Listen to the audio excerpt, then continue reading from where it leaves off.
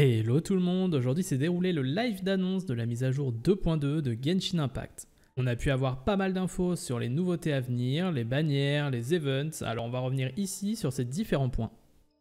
Commençons par les nouveautés. La première d'entre elles est donc la 6e et dernière île d'Inazuma, l'île de Tsurumi. Donc on peut voir que ça reste bien dans le thème d'Inazuma, mais avec une ambiance un peu particulière quand même. Avec toute cette brume autour, moi je la trouve un poil creepy, mais ça reste stylé quand même. Avec cette nouvelle île viendront aussi de nouveaux puzzles, des coffres, de nouvelles ressources, on reviendra d'ailleurs sur une d'entre elles un peu plus tard, ainsi qu'un nouveau type de monstre. Ce sont des espèces de spectres de loups élémentaires, donc électro ou géo. Apparemment, il y en a deux sortes pour chacun des deux éléments. Ces nouveaux mobs seront capables de se rendre invisibles et ils auront aussi une nouvelle mécanique de gameplay unique. En effet, ils seront capables d'appliquer de la corrosion. Comme dans l'étage 11 des abysses, il s'agit d'un dot qui fait perdre des points de vie toutes les secondes à vos personnages, même si vous êtes protégé par un bouclier. Sur l'île de Tsurumi, on aura la possibilité de récupérer certains coffres contenant des plans pour la sérénité hier. En parlant de la théière, il y aura aussi un nouveau royaume dans le thème d'Inazuma qui est franchement joli pour le coup. Je suis sûr que ça en ravira certains. Une autre nouveauté aussi qui concerne les artefacts, ou plutôt le stockage d'artefacts. Avant, on pouvait avoir jusqu'à 1000 artefacts et ce cap a été augmenté à 1500 et c'est pas trop tôt. On va également avoir le retour des dates, cette fois-ci avec Sayu et Thomas. On n'a pas beaucoup d'infos, mais on peut penser que ce sera dans la même lignée que les autres. En fin de live, MiHoYo a annoncé sa collaboration avec Razer en nous montrant quelques accessoires Razer pimpés aux couleurs de Genshin. Bon, je suis pas trop fan de ce genre de truc, mais je dois avouer que la souris elle est quand même bien stylée. Ensuite, on va évidemment parler des bannières, deux reruns. Donc la première sera un rerun de Tartaglia et la deuxième un rerun du Tao, dans laquelle se trouvera Thomas.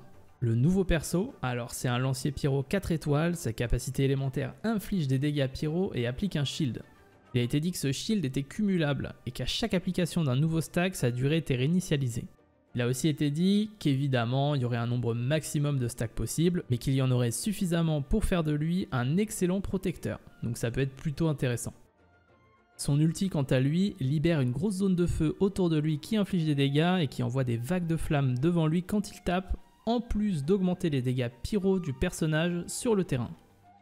Pour les matériaux d'élévation, il aura besoin de pièces que l'on peut choper sur les bandits, d'agates et de perles brûlantes qu'on peut choper sur l'hypostase pyro, et une nouvelle ressource, une espèce de champignon phosphorescent qui sera disponible sur l'île de Tsurumi.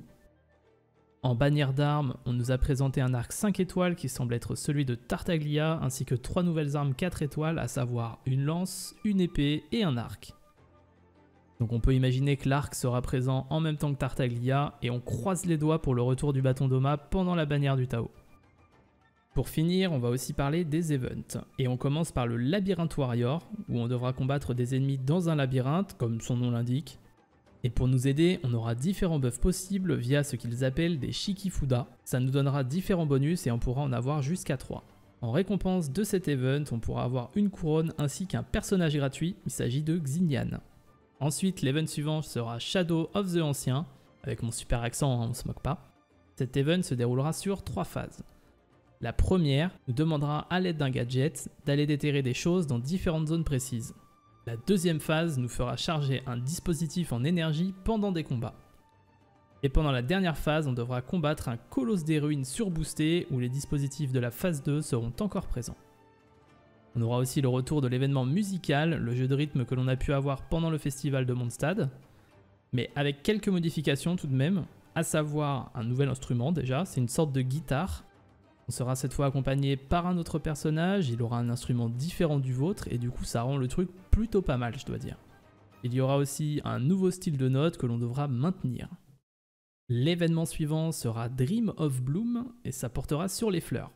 Ici je vous jure, on devra ramener des ingrédients à un PNJ puis planter des graines pour faire différentes compositions florales.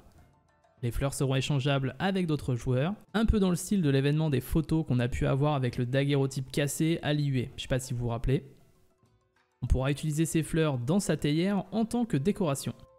Pour finir, on aura aussi le retour de l'événement des lignes énergétiques où le butin sera doublé 3 fois par jour. Je rappelle que c'est uniquement quand on utilise de la résine simple que ça marche et pas avec de la résine condensée.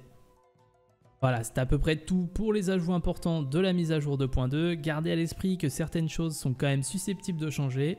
N'hésitez pas à mettre un j'aime et à vous abonner pour plus de vidéos sur Genshin. Bye!